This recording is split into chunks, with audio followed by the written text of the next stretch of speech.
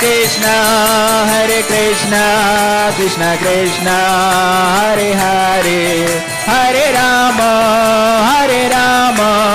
Rama Rama Hare Hare Hare Krishna Krishna Krishna Hare Hare Hare Rama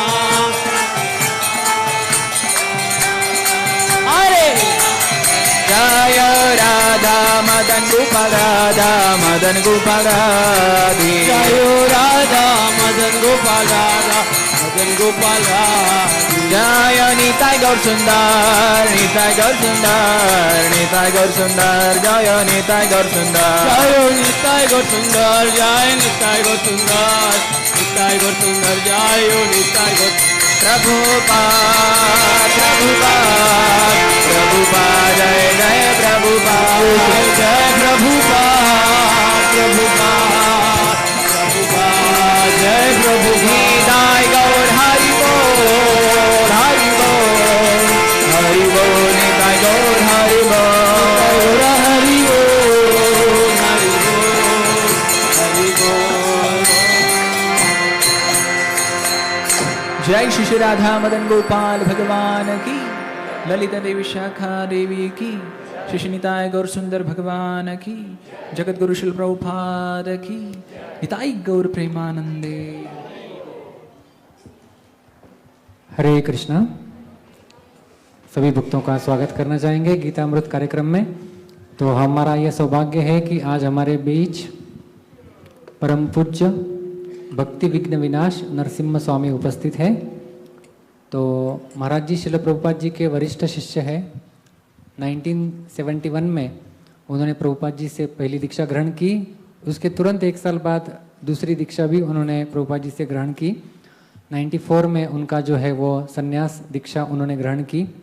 और उसके पश्चात हमारी मायापुर में एक बहुत बड़ी एकेडमी चलती है, Mayapur institute for higher education. उसमें वो भक्ति वैभव आदि जो बड़े लेवल के कोर्सेस होते हैं वो भी कोर्सेस उसके जो शुरुआत से है महाराज जी लेते आए हैं। और उसके साथ साथ एशिया के अलग अलग देश जैसे थाईलैंड, ताइवान, हांगकांग, चाइना और भारत के विभिन्न प्रांत, इनमें महाराज जी घूम के जो है वो प्रचार करते हैं। और आपको पता है चाइना देश में प्रचार करना कितना कठिन है, लेकिन फिर भी महाराज ऐसे अलग अलग देशों में जाके वहाँ पर लोगों को प्रभुपाद जी की कृपा जो है वो बांट रहे हैं। और उनकी साधना के लिए महाराज जी काफ़ी प्रसिद्ध है। महाराज जी 2 वर्ष पूर्व ही यहाँ पर आने वाले थे, लेकिन लॉकडाउन की वजह से वो चाइना का पूरा ग्रुप लेके महाराज यहाँ पे आने वाले थे, लेकिन लॉकडाउन लग गया। उसके पश्चात भी आना हुआ, लेकिन वापस कैंसिल हो गया उनका टूर। तो अभी महाराज जी का टूर बन गया है, लगभग ये लॉटरी हमारे लिए लग गई है। तो काफ़ी दिन तक महाराज जी अभी यहाँ पर रहने वाले हैं। तो हम इनका श्री श्री राधा मदन गोपाल मंदिर में और नासिक धाम में स्वागत करना चाहेंगे। 3 बार जोर से हरि बोल बोल के। हरि बोल, हरि बोल। सब लोग आप आगे आ सकते हैं, कृपया आगे आ जाइए। काफ़ी वक्त बाद में आएंगे तो सब जगह मिलेगी। और आपके पास यदि सेलफोन्स रहेंगे तो उसे कृपया आप उसे साइलेंट मोड पे कर दीजिए या स्विच ऑफ करके रखिए। हरे कृष्ण। जय राधा माधवा कुंज बिहारी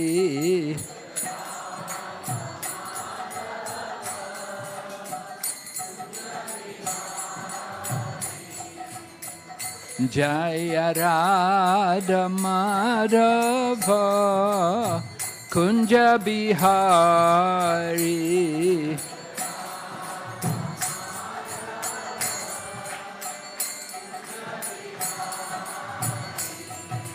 गोपी जान बल्लभा Girivardhari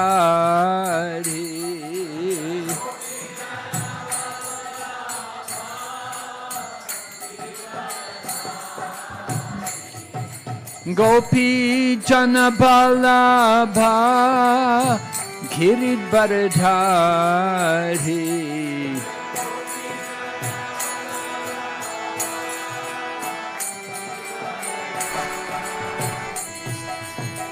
Yashodanandana Praja Janaranjana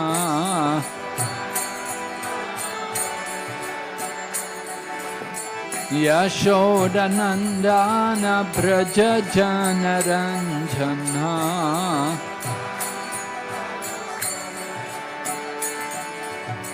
Yamunatira Vanachari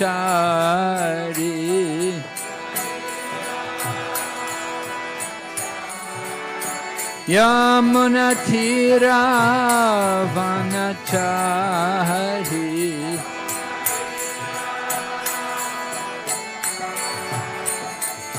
Jaya Radha Madhava Kunja Bihari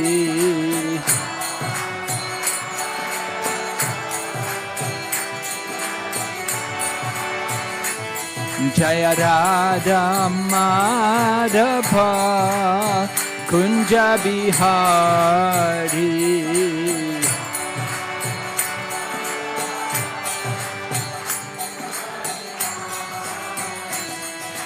Gopi Jana Vallabha Giridharidhari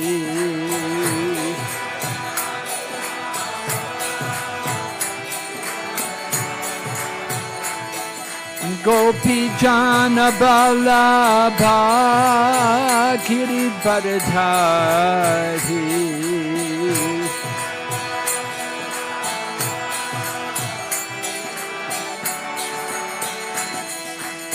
Yashodanandana Praja Janaranjana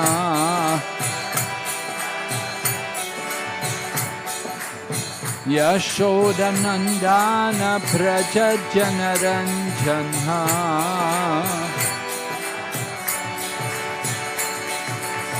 Yamunatira Vanachari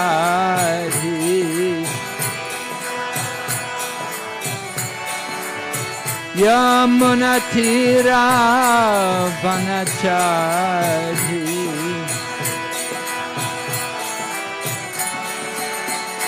Hare Krishna Krishna Krishna Hare Hare Hare Rama Rama Rama Hare Hare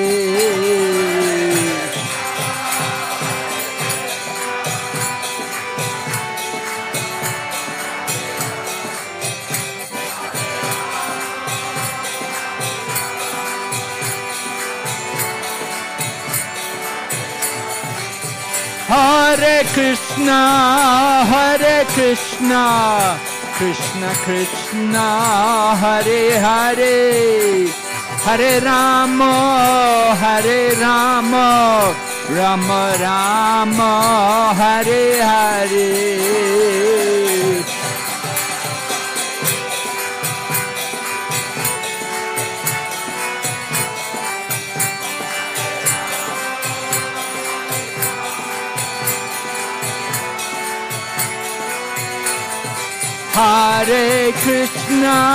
Hare Krishna Krishna Krishna Hare Hare Hare Rama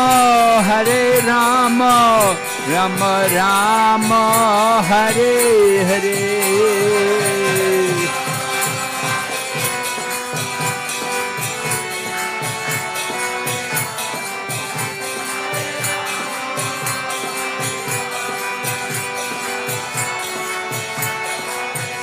Nittai Gaur Hari Bo Hari Bo Hari Bo Hari Bo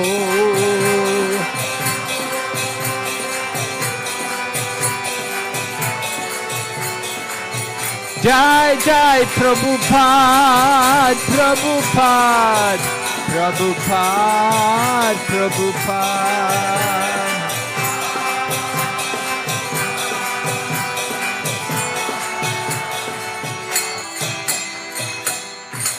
Gaur Premanande Haribo Nama Om Vishnu Padaya Krishna Pristaya Bhutale Srimati Bhakti Vedanta Swami Niti Namane Namaste Saraswati Devi Gauravani Pracharine Nirvishesha Shunyavadi Paschachadesa. Om Namo Bhagavate Vasudevaya.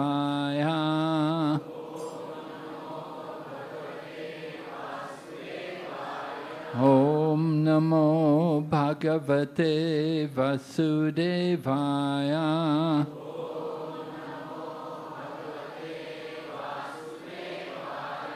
Om Namo Bhagavate Vasudevaya.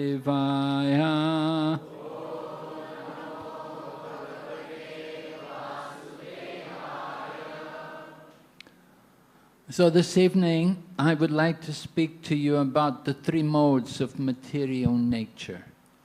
हरे कृष्णा, आज शाम के सत्संग में मुझे जो तीन गुण है प्रकृति के, उसके ऊपर चर्चा करने में आनंद आएगा. This is a subject which we're all familiar with. We have a lot of association with the material nature. और ये हमारा काफ़ी पसंदीदा विषय है क्योंकि हमेशा हम तीन गुणों में लचे पचे रहते हैं. Material nature, we know it to be in three modes: goodness, passion, and ignorance. तो भौतिक प्रकृति जो है वो तीन गुणों से जानी जाती है, सत्व, रजो और तमोगुण. Just like if any of you are artists, you may know that in painting and using colors, you can begin with three primary colors: red, blue, and yellow. And from these three colors, you can mix any other color. तो अगर यहाँ पे कोई चित्रकार है, कोई painting करता है, तो उनको पता है पेंटिंग करने के लिए पेंट्स लगते हैं, रंग लगते हैं, और तीन रंग प्राथमिक होते हैं, लाल, नीला और पीला, और ये तीनों को मिक्सचर करके कई सारे रंग और शेड्स बनाई जाती है. So the combination of goodness, passion, and ignorance produces for us 84 lakh different species of life. तो यही तीन गुण जो है सत्व, रजो, तमो, इनके मिश्रण से ही 84 लाख योनियां निर्माण होती है. Material nature is full of variety. और भौतिक प्रकृति में कई सारी विविधता है.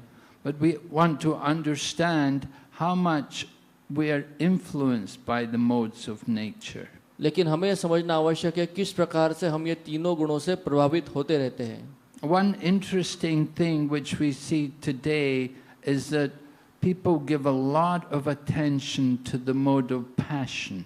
आज के समाज में हम देखते हैं कि समाज में लोग जो है सबसे ज़्यादा महत्व या उसको प्रेफरेंस देते हैं रजोगुण को. Right. And the mode of passion is something which people think is they're going to find pleasure, they're going to find happiness, enjoyment there.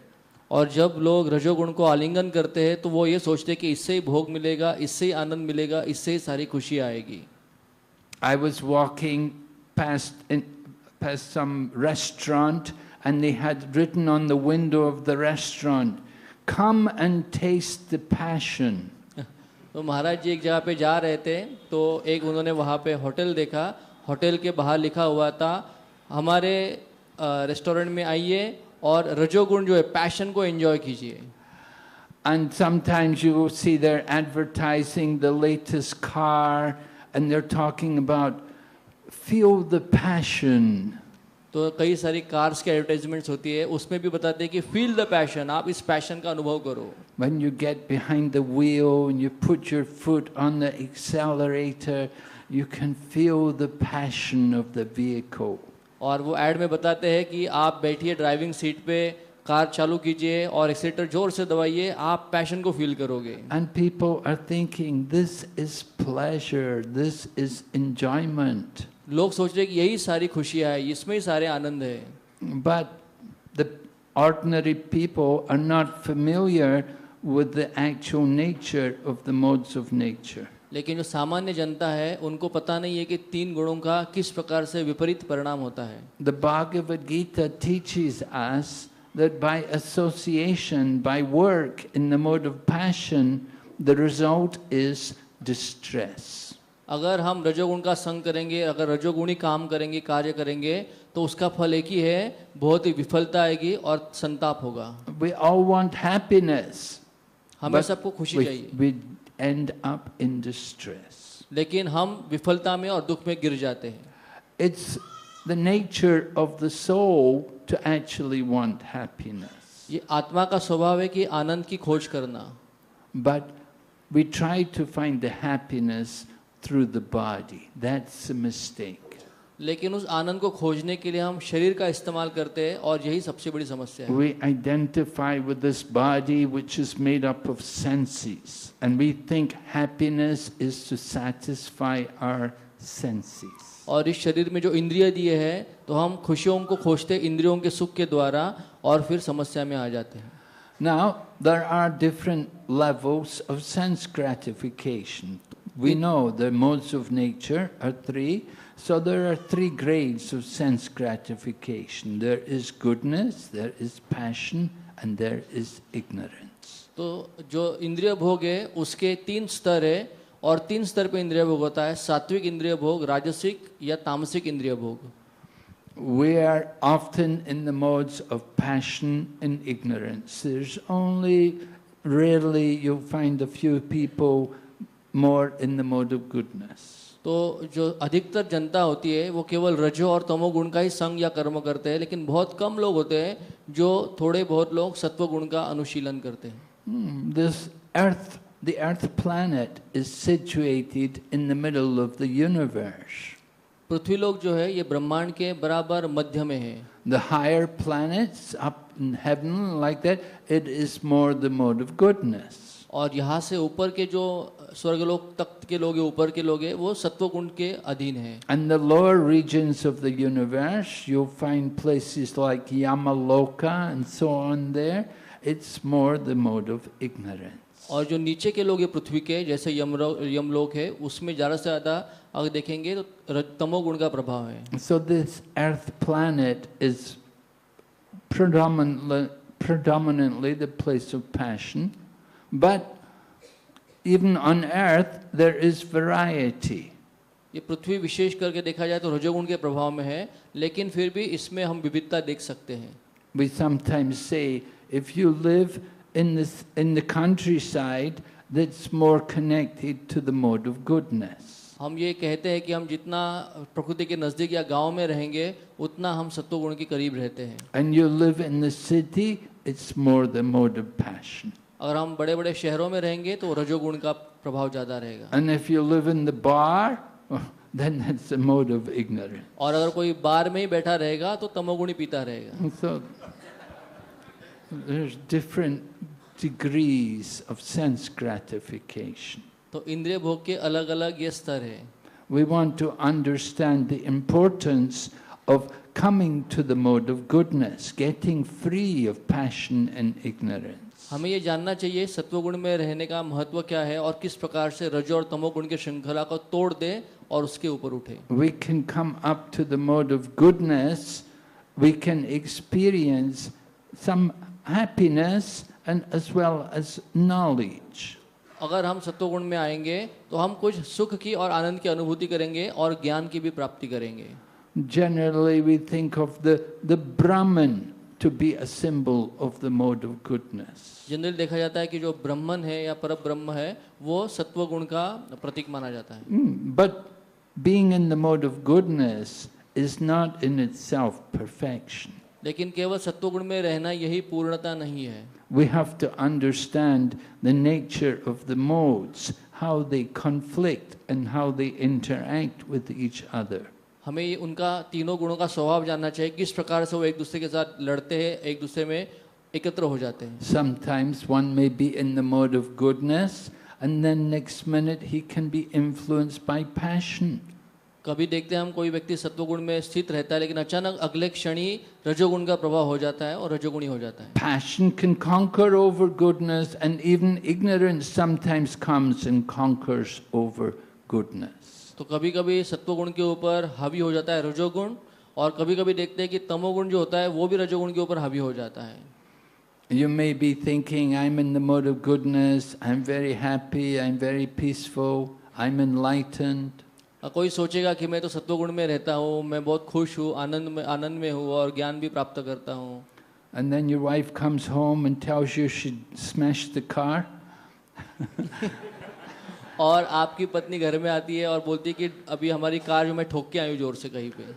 And then you get in the mode of passion. और उसी समय आप रजोगुण में चले जाते हैं. And then you have a fight with your wife and you come in the mode of ignorance. और फिर जब झगड़ा शुरू हो जाता है तो दोनों तमोगुण के उच्च लेवल पे चले जाते हैं. So the modes of nature are very powerful.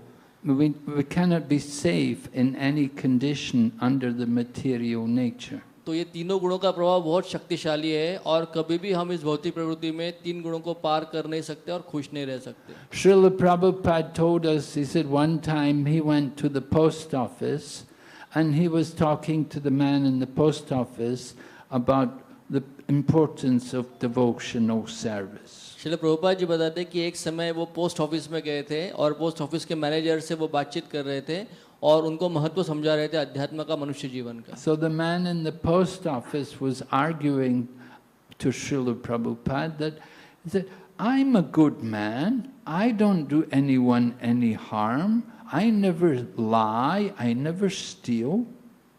तो वो आदमी जो मैनेजर था प्रभुपाद से वो आर्गुमेंट करने लगा कि मैं बहुत अच्छा इंसान हूँ, किसी के साथ बुरा नहीं करता, किसी से झूठ नहीं करता, किसी को धोखा नहीं देता. Why do I need to be a devotee? Why do I need to become like you? What's the need to become a sadhu? तो मुझे क्यों भक्त बनना चाहिए, क्यों आपके जैसा अध्यात्म का पालन करना चाहिए, मुझे क्यों भगवान के पास जाना चाहिए. So Srila Prabhupada explained to the man that you are saying that you are a good person. You are saying you don't do any harm to anyone, but sometimes it happens that you lose control. Prabhupada ने समझाया कि आप तो बोल रहे कि आप बहुत अच्छे व्यक्ति हो, कभी किसी को दुख नहीं देते, तकलीफ नहीं देते, बहुत अच्छे इंसान हो, किसी का बुरा नहीं करते और चाहते भी नहीं है, लेकिन कभी कभी ऐसे क्षण आते हैं कि आप आपका नियंत्रण खो देते हैं. Sometimes you're coming to work every day, but when you get the day off, when you get the holiday, then you sleep. You sleep more, you sleep late, you wake up late. तो आप हफ्ता भर काम करते हो लेकिन जिस दिन छुट्टी होती है उस समय आप ज़्यादा सो जाते हो क्योंकि काम नहीं होता है और ज़्यादा आलसी बन जाते हो. And sometimes you get angry, you quarrel with your family. कभी कभी आप गुस्से हो जाते हैं, अपने परिवार के साथ झगड़े कर देते हैं. And sometimes you're so much in the mode of ignorance that maybe it's a festival and your friends come and you may indulge in taking alcohol or even smoking cigarettes. और कभी कभी कोई बड़ा अगर घर में कार्यक्रम हो, कुछ बहुत बड़ा इवेंट हो तो आपके दोस्त आ जाते हैं तो सब मिल बैठ के कभी शराब भी पी ले और कभी स्मोकिंग भी कर लेते हैं. We know now is this Ganesh Puja and people are not so pure. हम देखते हैं अभी गणेश पूजा चल रही है और लोग जो है उसका गलत उपयोग करते हैं. For some people it's an opportunity for them to become intoxicated. कुछ लोगों के लिए ये गणेश उत्सव एक संधि होती है जहाँ पे वो ज़्यादा से ज़्यादा पिए. So although the intention may have been a little godly, a little bit holy, worshipping the devas, but still they can be degraded to the lower modes of nature. तो हम देखते हैं कि गणेश जी के प्रति आदर सम्मान भी होता है, पूजा भी होता है, लेकिन फिर भी तमोगुण का प्रभाव हो जाता है और लोग गलत कार्यों में भी लग जाते हैं.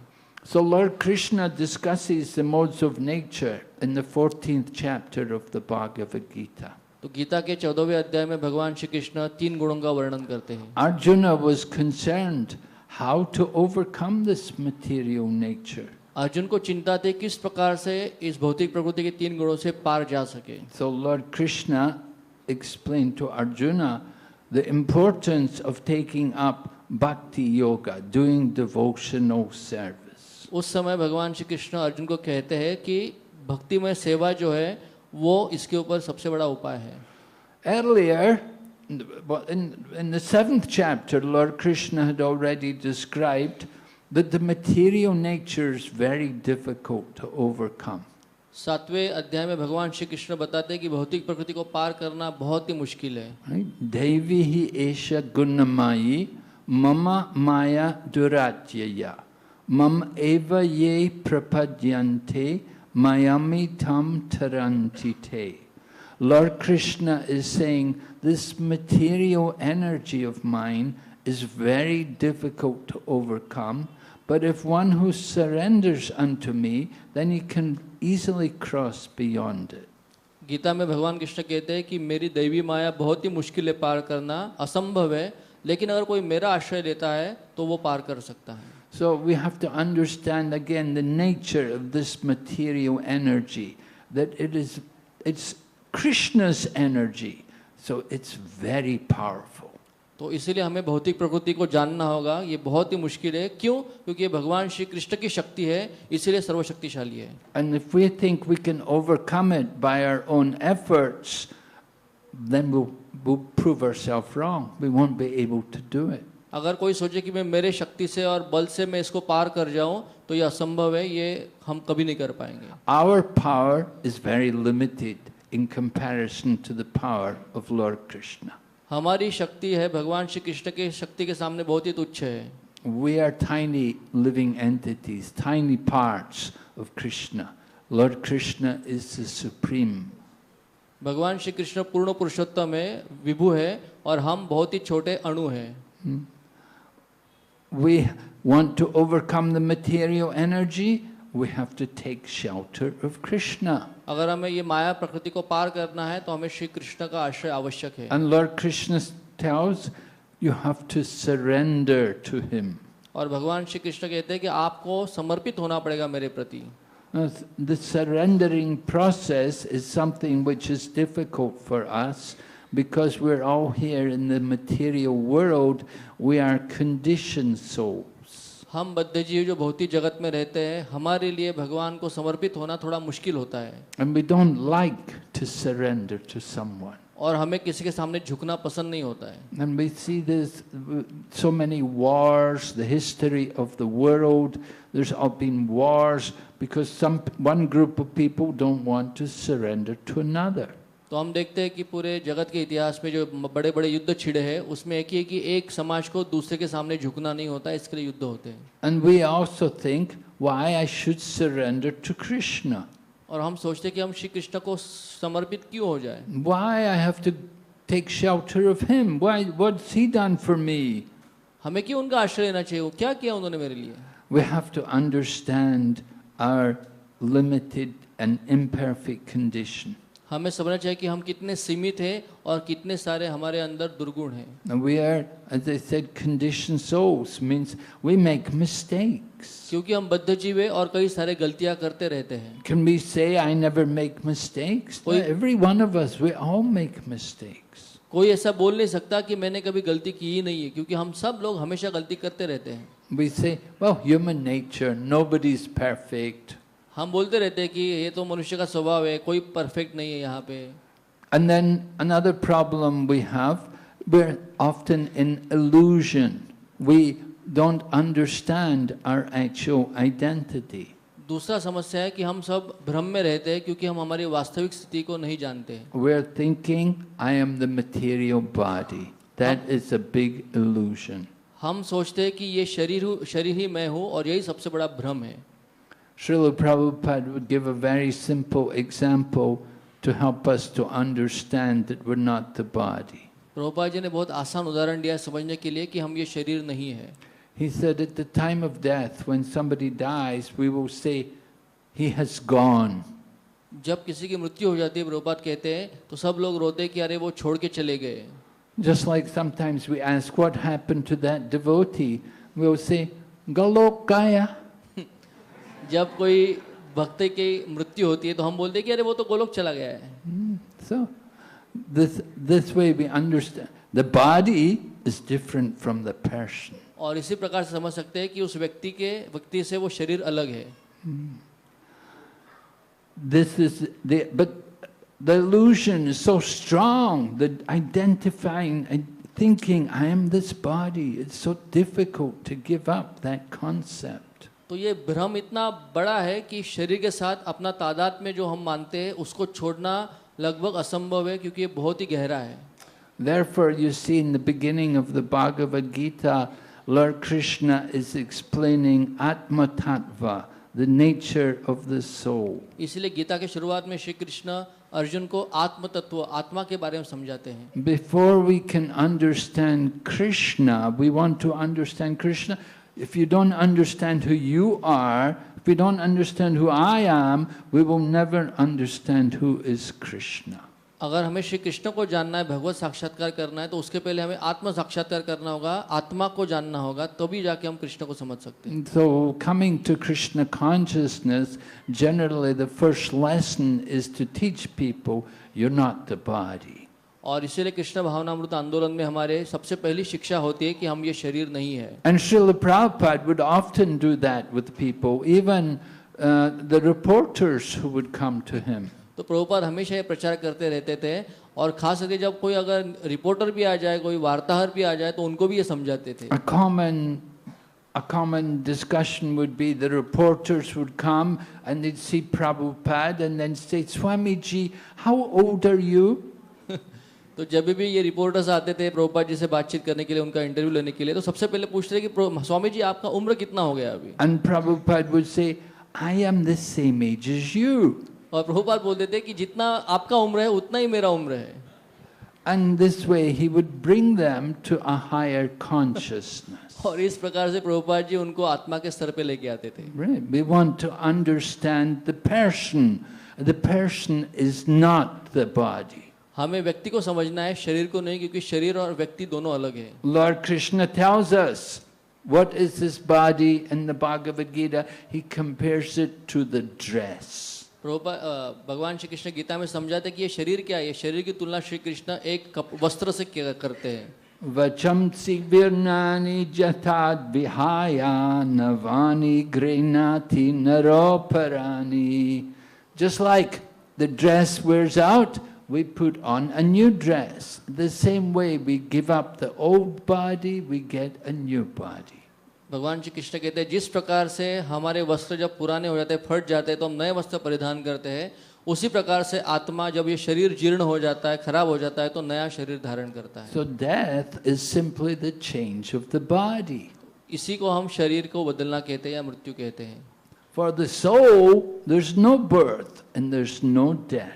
आत्मा तो अमर है, ना उसका जन्म है, ना उसकी मृत्यु है।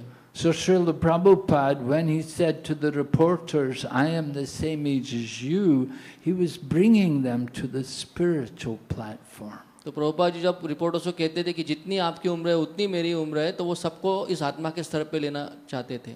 To understand the individual, who I am, that I am not this body. Prabhupada चाहते थे कि ये लोग समझे कि हम कौन है, हम ये शरीर नहीं, हम आत्मा है। I am not Indian or American or whatever this we think with this body is. हमें ये समझना कभी नहीं चाहिए कि मैं भारतीय हूँ या अमेरिकन हूँ, ये शरीर के स्तर पे हमें नहीं रहना चाहिए। The soul is pure spiritual energy. आत्मा जो है वो भगवान की चित शक्ति है, And it is Krishna's prakriti. और ये भगवान की प्रकृति है। Lord Krishna in the Bhagavad Gita describes, first of all, the inferior prakriti.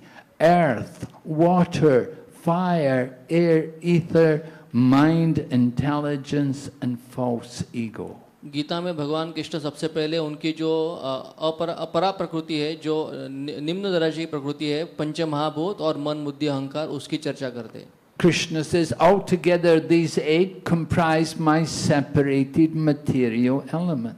भगवान श्री कृष्ण कहते हैं कि ये मेरी भिन्न प्रकृति है जो निम्न दर्जे की है। But then Lord Krishna continues, he says, apariyamitastvanyam prakritim vidime param jiva bhutam mahabaho yeyidam daryate jagat.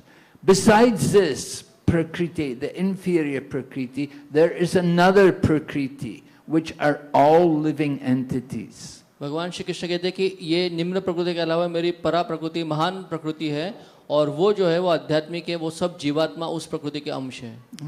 We are not God. We are just the prakriti. We are the energy of God. हम कोई भगवान नहीं है, लेकिन हम भगवान की शक्ति है। But we come into this world with the idea to exploit the resources of this world. लेकिन हम इस ब्रह्मांड में, इस जगत में आते हैं क्योंकि हमें भौतिक प्रकृति का शोषण करना है, उपभोग लेना है। We think in terms of aham and mamiti. I am this body, this is mine. हम इसी चेतना में यहाँ पे रहते हैं, अहम ममेति, ये शरीर में हूँ और शरीर से संबंधित जो भी कुछ है वो सब मेरा है। What belongs to me? What is mine? मेरा क्या है और कौन हूँ मैं? Can we say anything is mine? क्या हम बोल सकते हैं कि मेरा कुछ है यहाँ पे? We come to this world with nothing and we, well, what do you say? Kali hath ayati, kali hath chalo. Right? You come with nothing and you leave with nothing. हम क्या लेके आए थे जब पैदा होते तो भी वैसे ही आते हैं और मरते तो भी क्या लेके जाते हैं? But in the course of our worldly years in this world, we are thinking it's all mine, it's all for me to enjoy. लेकिन सिर्फ बीच के काल में हम बोलते हैं कि ये सब कुछ मेरा है और मैं इसका उपभोग करूंगा और मेरे साथ ही रहेगा ये। We are thinking my car, my family, my home. हम सोचते हैं ये मेरी कार है, ये मेरा परिवार है, ये मेरा घर है। But actually it's not really ours. लेकिन ये एक्चुअली हमारा कुछ भी नहीं है इसमें। But they're given to us for some time. लेकिन कुछ समय के लिए हमें बहाल किया गया है ये। So we have to understand who is actually the proprietor. तो हमें पहले ये समझना होगा कि कौन मालिक है actually. In the Bhagavad Gita, Lord Krishna gives us an important formula for peace. Gita में भगवान श्री कृष्ण शांति सूत्र हमें समझाते हैं। Everyone wants peace, and without peace, there's no possibility of happiness. सबको शांति चाहिए और बिना शांति के आनंद या सुख की प्राप्ति नहीं हो सकती। So this peace formula is very important for us to understand and to apply in our life. तो इसीलिए ये शांति सूत्र को समझना और अपने जीवन में उतारना हम सब के लिए परम आवश्यक है। Lord Krishna describes the formula for peace. Bhoktaram yagna tapasham sarva loka maheshwaram suridam sarva bhutanam gyadvamam shantim richati. Right? We hear shanti, shanti. We hear that, often hear that. How to get this shanti? भगवान श्री कृष्ण गीता के श्लोक में कहते हैं शांति सूत्र, हम सब शांति शांति बहुत सुनते रहते हैं लेकिन वो शांति प्राप्त कैसे होगी? So that peace formula is, first of all, we have to understand that the purpose of all penances and austerities, it's for the pleasure of Lord Krishna. तो इस शांति को प्राप्त करने के लिए पहला कदम जो है वो हम सबको ये समझना चाहिए कि हम जो भी कार्य करते हैं, जो भी तपस्या करते हैं, जो भी त्याग करते हैं, उसके भोक्ता या स्वामी केवल श्री कृष्ण ही है। And Krishna is Maheshwar. He's not a Marwari, but he is Maheshwar. भगवान श्री कृष्ण जो है वो महेश्वर है, सब प्लैनेट सारे लोकों के ईश्वर है वो। I used to make life memberships I used to do life membership for our Krishna consciousness movement. I was based in Calcutta and I would go out regularly to recruit and enroll people as life members. तो महाराज जी बता रहे हैं कि जब महाराज जी कलकत्ता में सेवा दे रहे थे मंदिर में, उस समय उनकी सेवा थी कि लाइफ मेंबर्स को बनाना, उनको कन्विंस करना और इस्कॉन का life member banana. And so I always remember that Marwari community were very good customers to become life members. तो महाराज जी को ये पता है कि मारवाड़ी लोग जो होते हैं वो बहुत ही अच्छे कस्टमर्स होते हैं, भगवान को तुरंत स्वीकार कर सकते हैं वो। You know, other people, you know, it's not so easy. बाकी के लोग थोड़े मुश्किल है। But you know, if somebody's a Maheshwari, yeah. और उसमें भी माहेश्वरी लोग जो है वो जल्दी आ जाते हैं। Yeah. Then there's a good chance can make him a life member.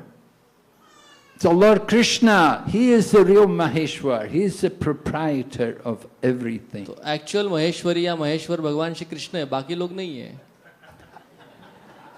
And he is the best friend of everyone. और वो सबके सच्चे मित्र है।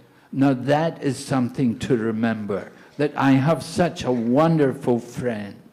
और हमें ये सबको याद रखना चाहिए कि हमें सबसे सच्चा मित्र प्राप्त हुआ है श्री कृष्ण के रूप में। Just like if you have a friend, maybe you know Bill Gates, you know he owns a big Microsoft company. If you're a friend of Bill Gates, you'll think, oh, Bill Gates, he's a multi-billionaire, he's my friend, I'm so lucky. अगर आपका मित्र Bill Gates है जो Microsoft company चलाता है, बहुत ही धनवान व्यक्ति इस जगत में, तो आप हमेशा बोलोगे कि ये इतना बड़ा व्यक्ति, इतना धनवान है, इतना महान है, ये मेरा दोस्त है। No, you're not lucky. That's not real luck. लेकिन वो कोई अच्छी बात नहीं है, ये बड़ा लक नहीं है वैसे जैसे मित्र होना उसके जैसा। He's a bewildered conditioned soul. He's also suffering his karma. लेकिन वो जो है वो भ्रमित बद्धात्मा है, क्योंकि वो भी अपने बुरे कर्मों का फल पाता रहता है। His wife left him, got divorced. क्योंकि उसने जो बुरे कर्म किए तो उसके पत्नी ने उसको तलाक दे दिया और फिर संपत्ति भी दे दी। He's got so many legal cases, people suing him for his vaccines. तो उसने जो भी पाप कर्म किए काम करते वक्त तो लोग उसके ऊपर केस किए, सारे केस उसके ऊपर चल रहे हैं। Is that good luck? क्या ये गुड लक है ऐसा मित्र होना? It's karma. Some karma he got money, other karma he got a lot of problems. तो कुछ अच्छे कर्म किए तो उसके लिए संपत्ति बहुत मिली, लेकिन जो बुरे कर्म करके रखे उसका भी फल तो आएगा। Who is actually fortunate? Who are the lucky souls? तो कौन सबसे भाग्यवान है, कौन सबसे सौभाग्यशाली है? So we learn from Chaitanya Charitamrita, Brahmanda Brahmite Konya Bhagavan Jeev Guru Krishna Prasadi Pai Bhakti Lata Beach. The really fortunate living entities are the ones who somehow they get the seed of devotion. तो चैतन्य चरितामृत में बताया गया है कि सबसे सौभाग्यशाली इस ब्रह्मांड में कौन सा जीव है जिस व्यक्ति को भक्ति की आप बीज प्राप्त हुआ है और सेवा प्राप्त हुई है। As living entities, we are traveling through so many different universes, different bodies, different species of life. एक बद्ध जीव होने के कारण इस भौतिक ब्रह्मांड में कई अलग अलग ब्रह्मांडों में हमने अलग अलग शरीरों में अलग अलग जन्म में भ्रमण किया है। But when we become Konya Bhagavan Jeev, when we become actually fortunate, then we contact the bona fide spiritual teacher who gives us a seed of devotion. लेकिन जब कोई जीवात्मा हम भाग्यशाली हो जाते हैं, भाग्यवान हो जाते हैं, तब गुरु की कृपा से हमें भक्ति लता का बीज प्राप्त होता है। I had that very good fortune myself. I was a searcher, I was a seeker, and somehow at a very early age in my life, I was able to contact Srila Prabhupada and become his disciple. तो ये मेरा परम सौभाग्य है कि मैं क्योंकि एक सीकर था, मैं एक खोज में था किसी के, उसी समय मुझे मेरे भाग्य से श्रील प्रभुपाद जैसे जो विशुद्ध भक्त है श्री कृष्ण के, उनके संपर्क हुआ, उनसे शिक्षा दीक्षा प्राप्त हुई। So I consider that to be the greatest fortune in my life, the good fortune. तो मैं मेरे जीवन में सबसे बड़ा भाग्यशाली क्षण वही मानता हूँ जिस समय मैंने श्रील प्रभुपाद को स्वीकार किया। That I was introduced to the practice of bhakti yoga and I took up the chanting of the Hare Krishna Maha Mantra. और प्रभुपाद की कृपा से महाराज जी कह रहे हैं कि मैंने भक्ति योग की शुरुआत की, सेवा शुरू की और हरि नाम का जप शुरू किया। You have to understand this Krishna consciousness movement is a fully transcendental spiritual science. तो ये जो हरे कृष्ण आंदोलन है ये एक दिव्य आध्यात्मिक विज्ञान है। It is for people everywhere. और ये सारे विश्व के सब समाज के लिए है। It's everyone is a part and parcel of Krishna, every living entity. क्योंकि हर जीव जो है वो भगवान श्री कृष्ण का अंश है। Chaitanya Mahaprabhu could go through Jharkhand and he could have the wild animals, the ferocious animals, chanting and dancing and embracing each other. महाप्रभु जब झारखंड के जंगलों से गुजर रहे थे तो उनकी आध्यात्मिक शक्ति से जो खूंखार जानवर जो थे जंगल के वो भी नाम जप और कीर्तन करने लग गए। Now I know here in Nasik you have forests not far away. You have the animals like cougars, maybe even tigers sometimes. तो नासिक में can you go and give Krishna consciousness to them? हम देखते हैं कि नासिक शहर के आजू बाजू में कई सारे जंगल झाड़ी और घाटियां हैं जिसमें कई सारे बिबटिया शेर घूमते रहते हैं। क्या उनको जाके हम प्रचार करेंगे?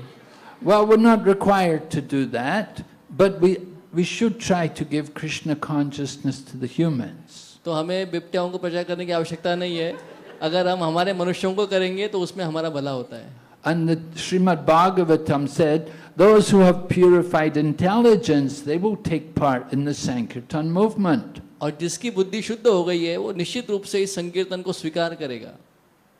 Krishna Varnam Tavisha Krishnam Sango Pangashta Parshadam Yagnae Sankirtan Prae Yajantihi Sumedasaha. In Srimad Bhagavatam, it is there's a discussion there between Maharaj Nimi and one of the 9 Yogendras, Karbajana Muni. and he's Karabhajana Muni is telling Maharaj Nimi about the incarnations of the Lord in each age. तो भागवत के एकादश स्कंद में करभाजन मुनि निमि महाराज को अलग अलग अवतारों का वर्णन कर रहे हैं और कलयुग में कौन सा अवतार हो रहा है उसका वर्णन वो कर रहे हैं. So Karabhajana Muni described in the Kali Yuga that the Lord will appear and he will be his color will be akrishna, he will not be blackish.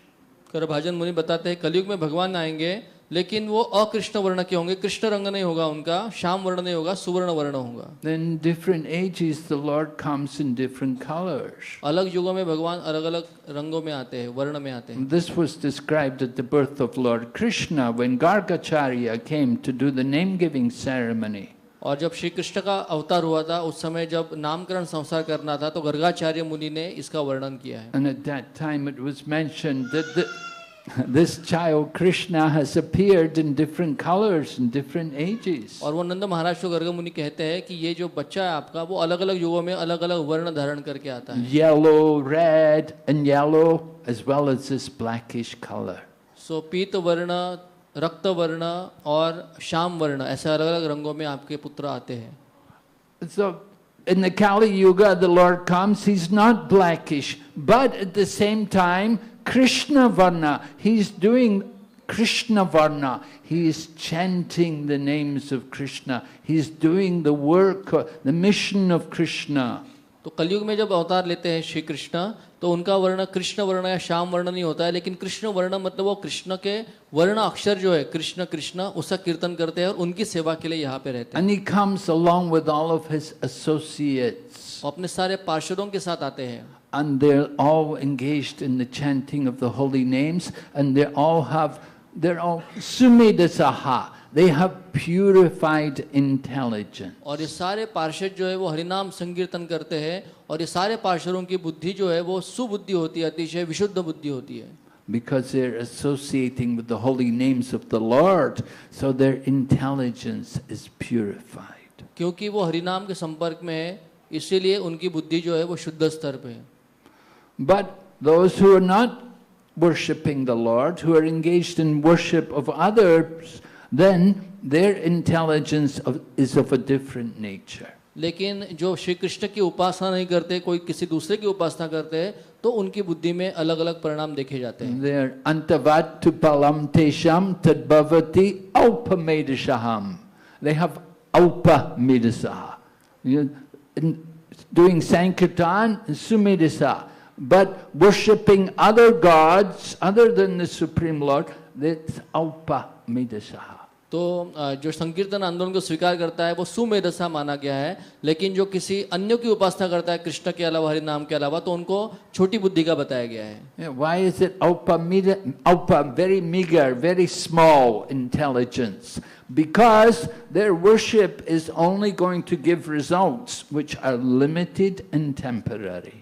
क्यों उनको अल्प मेधसा कहा गया है? क्योंकि वो जो उपासना या सेवा करेंगे उनके जो फल प्राप्त होंगे वो बहुत ही छोटे होंगे और कुछ समय के लिए रहेंगे. Do you want something limited and temporary, or do you want something which is eternal?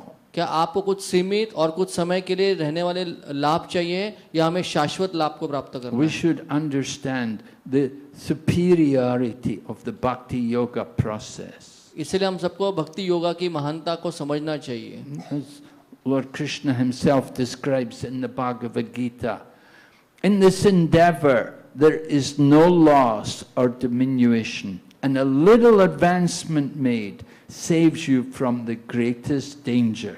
Shri Krishna Gita में समझाते हैं कि जो इस मार्ग का पालन करता है कभी भी उसका नाश नहीं होता और जो भी उसने अभी तक प्राप्त किया है उसमें कमती भी नहीं होती है और इस मार्ग पे धर्म का पालन करने से बड़े भय से उसकी रक्षा होती है. And so the danger is that now we have this human form of life, and if we don't use it properly, then in the future we may be put into the lower species of life.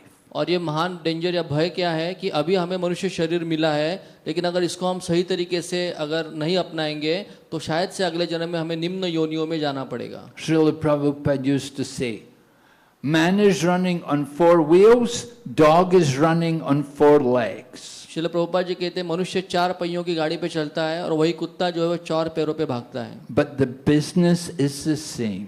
लेकिन दोनों काम तो एक ही करते हैं. The dog is simply thinking, where is food, where is sleep, where is sex, like this, and the man is driving car thinking same thing. क्योंकि कुत्ता सोचता है भागते वक्त कि मेरी रोटी कहाँ पे, मेरी कुतिया कहाँ पे और मैं कैसे सुरक्षित रहूं. और उसी प्रकार से जो मनुष्य कार में बैठे कार चला रहा है वो भी इसी बारे में सोच रहा है. We have to understand the value of human life, that it is meant for thoughtfulness.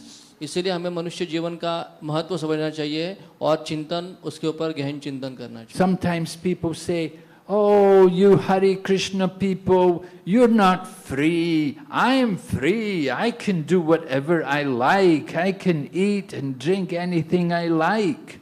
बाहर के लोग कभी कभी अपने भक्तों को कहते हैं कि क्या जीवन जीते हो तुम लोग, तुम्हारे जीवन में क्या है, तुमने अपने आप को बांध के रखा, ये नहीं खाना, वो नहीं करना, इधर नहीं जाना. मैं देखो मेरी आज़ाद जिंदगी में कुछ भी कर सकता हूँ, कुछ भी खा सकता हूँ, कभी भी कुछ कर सकता हूँ. They are thinking they're free, but actually they're not free. They're controlled by the gunas. वो सोचते हैं कि वो आज़ाद है, कुछ भी कर सकते हैं, लेकिन वैसा बिल्कुल नहीं है. वो 3 गुणों के द्वारा बंधे हुए हैं. The material nature, that tamagun, rajagun, that is controlling them tightly and forcing them to act in all their sinful ways. लेकिन देखा जाता है कि रजो और तमोगुण जो है वो उनको पुश करते हैं कुछ कार्य करने के लिए और फिर उनके नियमों में और उनके रिएक्शन में बंधे जाते हैं वो लोग. The devotees also are not free, but we're under the internal potency of Krishna. हाँ, तो भक्त भी आजाद नहीं है, लेकिन फिर भी हमने आश्रय लिया है भगवान की योग माया का, अंतरंगा शक्ति का. Others are under the external energy, the material nature, which is made up of the 3 prongs, the 3 miseries of material existence. Material life